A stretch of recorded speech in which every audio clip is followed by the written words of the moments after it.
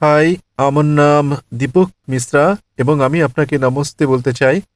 আমার প্রশ্ন হচ্ছে, আসলে আমি একজন হিন্দু এবং আমি মুসলমান মেয়েকে বিয়ে করেছি ভারতে, এবং ইনশাআল্লাহ আগামী মাসে সে সৌদি আরবে আসবে। আমি তাকে বলেছিলাম আমি ডক্টর জাকির নায়েকের বক্তৃতা শুনতে যাব। তখন সে বলেছিল দয়া করে তার কাছে যাবে না, তিনি শিয়াদের মন্দ বলে থাকেন। আসলে সে একজন শিয়া। সে বলল, না, তার কাছে যেও না। এবং আমার শাশুড়িও বললেন, না, তার কাছে যেও না, তিনি শিয়াদের মন্দ বলবেন এবং তুমি আমাদের ছেড়ে চলে যাবে। তাই এটা হচ্ছে প্রথম সন্দেহ যা আমার মনের মধ্যে রয়েছে। এবং দ্বিতীয় বিষয়টি হচ্ছে, আমার আমার একটি সাধারণ প্রশ্ন আছে, এই অর্থে যে যদি আমরা বলি সবকিছু ঈশ্বর এবং সবকিছুই ঈশ্বরের হিন্দু ও মুসলিম ধর্মে, তাহলে কেন ঈশ্বর চান আমরা সবাই তার উপাসনা করি? কেন তিনি আমাদের সৃষ্টি করলেন? যে কোনো ধর্মে যখন আমরা সৃষ্টি নিয়ে আলোচনা করি, কেন তিনি আমাদের সৃষ্টি করলেন, কেন তিনি আমাদের উপাসনা চান, কেন তিনি তার উপাসনার জন্য আমাদের এত ত্যাগ চান, এবং কেন তিনি জীবজন্তু কিংবা অন্যদের উপাসনা করতে বলেন না, কেন কেবল মানুষকেই বলেন? ধন্যবাদ। ভাই দুটো প্রশ্ন করেছেন। প্রশ্ন করার আগে তিনি আমাকে নমস্তে বলেছেন। ভাই আপনি নমস্তের মানেটা কি জানেন? না। লোকে বলে হাই। এই হাই শব্দের মানে আসলে কি? আমি বলি আসসালামু আলাইকুম ওয়া রাহমাতুল্লাহি ওয়া বারাকাতুহু। মানে হচ্ছে আপনার উপর আল্লাহর শান্তি, রহমত ও করুণা বর্ষিত হোক। আপনি আমাকে বলেছেন নমস্তে, আমাকে জবাব দিতে হবে, ঠিক? এবং আমি জবাব না দিলে আপনি বলবেন কি ধরনের তিনি লোক, ঠিক? এখন আমি আপনাকে জিজ্ঞেস করি নমস্তে শব্দের মানে কি? দেখুন, আমার কাছে নমস্তের মানে হচ্ছে যেমন আমি আপনাকে হাই বলছি, তেমন যেমন আপনাকে বলছি আসসালামু আলাইকুম। তবে আপনার জন্য দয়া করে আমাকে মাফ করবেন যদি খারাপ ব্যবহার করে থেকে যদি বলি যিনি আমাকে অপদস্থ করেছেন তিনি ভালো মানুষ, তাহলে কি বিশ্বাস করবেন? যদি আমি ওই শব্দটা জানতাম। যদি আমি বলি উল্লু, আপনি জানেন উল্লু কি? উল্লুর মানেটা হচ্ছে বাংলায় পেঁচা, ইংরেজি আউল মানে হচ্ছে জ্ঞানী ব্যক্তি, কিন্তু বাংলায় উল্লু মানে কি? উল্লু মানে বোকা। হ্যাঁ, বোকা। তাহলে তাহলে ইংরেজরা ভাববে আমি আপনার প্রশংসা করছি, আপনাকে জ্ঞানী বলছি, কিন্তু আপনি জানেন আপনাকে আমি বোকা বলছি। আমি নমস্তের মানেটা জানি, সেজন্য এখনো জবাব দিইনি। আপনি মানেটা জানেন না, আপনি আমাকে নমস্তে বলেছেন, আমি অর্থ জানি তাই উত্তর দেইনি এখনো। নমস্তের মানে হচ্ছে সংস্কৃত ভাষার শব্দ ইধাম নামামে থেকে এটা এসেছে, মানে আমি আপনার কাছে নতজানু হই। আপনি কি আমার কাছে নতজানু হতে চান? অবশ্যই। আপনি তার কাছে নতজানু হতে পারেন যার অনেক জ্ঞান আছে। ঠিক আছে, আপনার মতে জ্ঞানী ব্যক্তির কাছে নতজানু হওয়া যায়, কিন্তু কোরআন অনুযায়ী এবং ইসলাম ও বেশিরভাগ ধর্ম অনুযায়ী আপনি সর্বশক্তিমান ঈশ্বর ছাড়া আর কারো কাছে মাথা নত করতে পারেন না। আপনি জানেন অনেক হিন্দু আমার আলোচনার শেষে তারা এসে আমার পায়ে স্পর্শ করে। আপনি জানেন তারা কি বলে? हमने पहले बार भगवान का अवतार खुद देखा आंख से। এই জীবনে দেবতাকে সচক্ষে দেখলাম প্রথম, হিন্দুরা আমাকে বলে। তাই আমি বলি দেখেন ভাই, আমি জানি আপনি আমাকে সম্মান করেন, আমাকে ভালোবাসেন, আমি এর প্রশংসা করি, তবে সত্য ঈশ্বর ছাড়া আর কারো কাছে মাথা নত করা হচ্ছে শিরক। এমনকি হিন্দু ধর্ম মতো আপনি ঈশ্বর ছাড়া আর কারো কাছে মাথা নত করতে পারেন না। তাই আমি তাকে সংশোধন করছি যে সম্মান ভালোবাসায় করলেও ভালোবাসা আর সম্মানের মাত্রা ছাড়ানো ঠিক নয়। যখনই মাত্রা অতিক্রম করবেন তখনই তা শিরক, ঈশ্বরের শরীক সাব্যস্ত করা। পরে অনেক হিন্দু আমার কাছে এসে আমাকে অনেক প্রশংসা করেছে, তারা আমাকে ঈশ্বরের কাছাকাছি নিয়ে গেছে। আমি বলি আমি দেবতা নই, আপনারা কেবল সর্বশক্তিমান ঈশ্বরের কাছে মাথা নত করতে পারেন। আমি বলি জ্ঞান হলো ঈশ্বরের দান, এটা ঈশ্বরের দান। তাই যখন আপনারা আমাকে দেখেন তখন বলতে পারেন মাশাআল্লাহ। মাশাআল্লাহ মানে আল্লাহর যেমন ইচ্ছা, মানে আমার চেষ্টা সর্বশক্তিমান ঈশ্বরের ইচ্ছার কারণে, অন্যথায় আমি তো তোতলা ছিলাম। সেজন্যই নমস্তে ইসলামের বিপক্ষে আর প্রকৃতপক্ষে হিন্দু ধর্মগ্রন্থেরও বিপক্ষে। যদিও কিছু পণ্ডিত বলেন যে ইধাম নামামে হতে পারে প্রশংসা হোক, প্রকৃত অর্থ আমি তোমার কাছে মাথা নত করি। ইসলামে আসসালামু আলাইকুম, আপনার উপর শান্তি বর্ষিত হোক। আপনি যখন খুশি যে কোনো জায়গায় বলতে পারেন এটা। ইংরেজিতে আমরা বলি গুড মর্নিং। মুষলধারে বৃষ্টি হলেও আমাদের বলতে হবে গুড মর্নিং। লোকটা হয়তো স্ত্রীর সঙ্গে ঝগড়া চলছে, তাও কেউ হয়তো বললো গুড মর্নিং, তাকেও বলতে হবে গুড মর্নিং, অথচ তার মন বলছে এমন মর্নিং যেন জীবন আর না আসে। তবুও তাকে বলতে হচ্ছে good morning, good evening, good night. তাই ইসলাম ধর্মে উত্তম হচ্ছে আসসালামু আলাইকুম, আপনার উপর শান্তি বর্ষিত হোক। আর আমি এটা কামনা করি, কারণ কোরআন বলছে সূরা নিসা অধ্যায় নম্বর 4 আয়াত নম্বর 86, যদি কেউ তোমাকে সৌজন্যমূলক অভিবাদন জানায় তাকে আরো বেশি সৌজন্য দেখাও।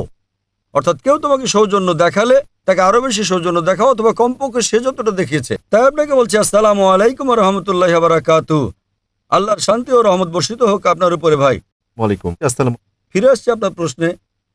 আপনার প্রথম প্রশ্ন ছিল, আপনি করেছেন যে আপনার হবু স্ত্রী না আপনার স্ত্রী? আমার স্ত্রী।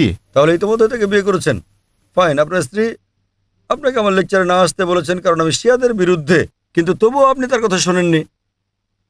আপনি আমাকে অনেক পছন্দ করেন, আমি এর প্রশংসা করি। তবে তবে আপনি কি জানেন কেন শিয়া শব্দটি কোনো জায়গায় নেই কোরআনে? দেখুন, শিয়া সুন্নি এসব কোরআনে নেই। কোরআনে বলা হচ্ছে সূরা আলে ইমরান অধ্যায় নম্বর 3 আয়াত নম্বর 103, वातसिमु बिहब्लिल्लाहि जमिया वला तफरकू। আল্লাহর হাতলকে শক্তভাবে ধারণ করো এবং বিচ্ছিন্ন হও না। আমাদের মুসলিমদের দৃঢ়ভাবে আল্লাহর হাতলকে ধরতে হবে এবং আমরা পরস্পর বিচ্ছিন্ন হব না। এবং সর্বশক্তিমান আল্লাহ কোরআনে বলেছেন সূরা আনাম অধ্যায় নম্বর 6 আয়াত নম্বর 159 যে হে নবী, যে ইসলাম ধর্মের বিভক্তি সৃষ্টি করে তার ব্যাপারে আপনার কিছুই করার নেই। আল্লাহ তার বিষয়টি দেখবেন শেষ বিচারের দিনে। তাই ইসলাম ধর্মে বিভক্তি সৃষ্টি করাটা হচ্ছে নিষিদ্ধ। সুতরাং যে ইসলাম ধর্মে বিভক্তি সৃষ্টি করে সে কোরআন এবং সুন্নাহর বাইরে চলে গেল। আপনি আপনার স্ত্রীকে বলুন, ডক্টর জাকির নায়েক বলেছেন শিয়া সুন্নি বলে কোনো কথা নেই। কোরআনে বলা হয়েছে अतिउल्लाह व अतिउर रसूल। আল্লাহ এবং তার রাসূলের অনুসরণ করো। আমাদের কি করতে হবে? আমাদের মেনে চলতে হবে কোরআন এবং সহিহ হাদিস, নবী মুহাম্মদ সাল্লাল্লাহু আলাইহি সাল্লামের সহিহ হাদিস। এবং একটা লেভেলে আপনি দিতে পারেন মুসলিম। তাই আমি নিজেকে শিয়া সুন্নি বলি না, আমি নিজেকে বলি মুসলিম। তো আপনি আজ আপনার স্ত্রীকে বলুন আমি ডক্টর জাকির নায়েকের সঙ্গে সাক্ষাৎ করেছি, তিনি নিজেকে বলেছেন মুসলিম। আর আমি না সুন্নিদের বিপক্ষে না শিয়াদের বিপক্ষে, আমি বলি সবাই মুসলিম। যে নামেই তারা নিজেদেরকে বলুক না কেন, আল্লাহ এবং রাসূলের দিকে ফিরে আসুন। যখন আমি জবাব দেই, কিছু কিছু মুসলিম হয়তো তারা কোরআন এবং সুন্নাহ বিরোধী কিছু মেনে চলেন, তারা বিরক্ত হতে পারেন। তাই আপনার স্ত্রীকে জিজ্ঞেস করুন, তুমি কি কোরআন সুন্নাহ বিরোধী কিছু মেনে চলো? যদি না চলো তো ডক্টর জাকির নায়েককে ভয় পাও কেন? যদি তাই হয়, হ্যাঁ, তাহলে সংশোধন হতে হবে এবং কোরআন সুন্নাহর পথে আসতে হবে। জাকির নায়েক যা বলে তা মানতে হবে না। জাকির নায়েক ইসলামে জিরো। अतिउल्लाह व अतिउर रसूल। আল্লাহ এবং তার রাসূলের পথ অনুসরণ করো। তাই আপনার স্ত্রীকে বলুন, তিনি কোরআন এবং সহিহ হাদিসের বিপরীতে যদি কিছু অনুসরণ করে থাকেন তাহলে তাকে সংশোধন করতে হবে, তার নিজেকে মুসলিম পরিচয় দেওয়া উচিত, কারণ শিয়ার কথাটা কোরআনে কোথাও উল্লেখ নেই। তবে আমি প্রশংসা করি যে আপনি আপনার স্ত্রীকে ভালোবাসেন, কিন্তু আমাকেও ভালোবাসেন, মাশাআল্লাহ। তাই আপনি আমার লেকচার শুনতে এসেছেন। এবার আপনার দ্বিতীয় প্রশ্নে আসি, যে কেন ঈশ্বর আমাদেরকে সৃষ্টি করেছেন এবং ঈশ্বর কেন আমাদের কাছে উপাসনা চান? কেন তিনি জীবজন্তুদের উপাসনা চান না? ঈশ্বর কেন আমাদের উপাসনা চান? এই সংক্রান্ত প্রশ্নের জবাব ইতোমধ্যে আমি দিয়েছি। আমার মনে হয় আপনি দেরিতে এসেছেন, আমি জানি না।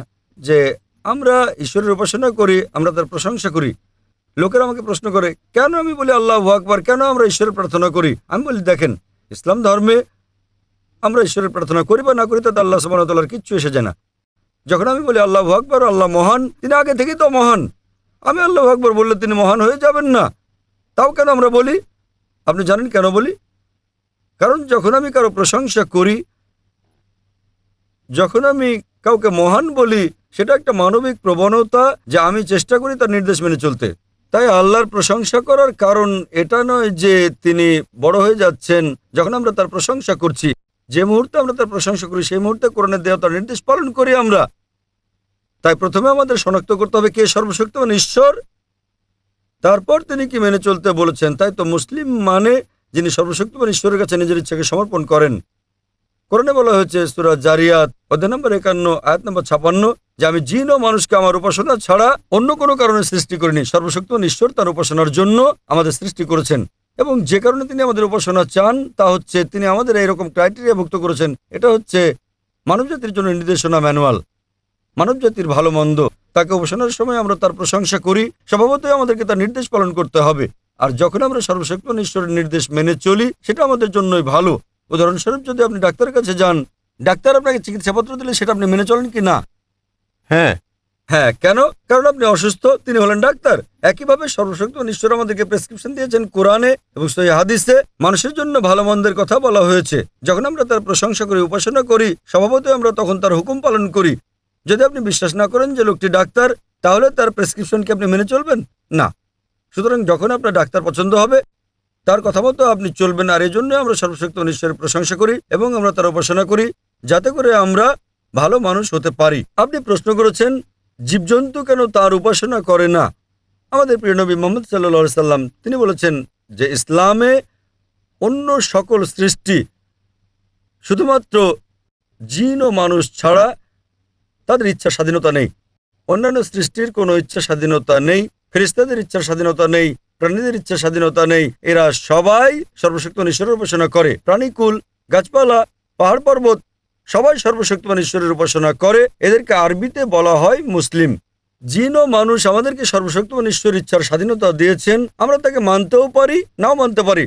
সর্বশক্তিমান ঈশ্বর আমাদের সৃষ্টি করেছেন, কারণ কোরআনে উল্লেখ করা হয়েছে যে আল্লাহর সেরা সৃষ্টি হচ্ছে মানব জাতি।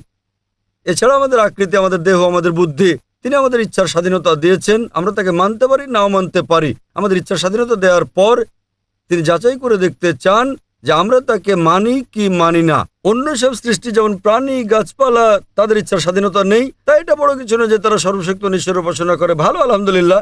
কিন্তু মানুষকে ইচ্ছার স্বাধীনতা দেওয়ার পর, যেমন বলা হয়েছে কোরআনে সূরা মুল্ক অধ্যায় 67 আয়াত নম্বর 2, अल्लज़ी खलक़ल मौत वल हयाता। তিনি আল্লাহ যিনি সৃষ্টি করেছেন মৃত্যু ও জীবন, কারা কাজে ভালো তা পরীক্ষা করার জন্য। সুতরাং এই জীবন পরকালের জন্য একটা পরীক্ষা। আমাদের স্বাধীন ইচ্ছা দেওয়া হয়েছে, আমরা তার উপাসনা করতে পারি, নাও করতে পারি। যদি উপাসনা করেন তাহলে আপনি ঈশ্বরের হুকুম মেনে চলছেন। আপনি মদ খেতে পারেন, নাও খেতে পারেন। যদি আপনি মদ না খান তাহলে ঈশ্বরের হুকুম মানলেন। তাহলে এইভাবে সর্বশক্তিমান ঈশ্বর আপনাকে করণীয় বর্জনীয় ঠিক করে দিয়েছেন, খুবই অল্প সংখ্যক। আর অবশিষ্ট সবকিছু আপনার ইচ্ছাধীন। তাই এইসব করণীয় বর্জনীয় বিষয়ের প্রতি যত্নবান হলে আপনি হুকুম মেনে চললেন, তার উপাসনা করলেন এবং আপনি পরীক্ষায় উত্তীর্ণ হবেন। এই জীবন পরকালের জন্য একটা পরীক্ষা। আশা করি উত্তরটা পেয়েছেন ভাই।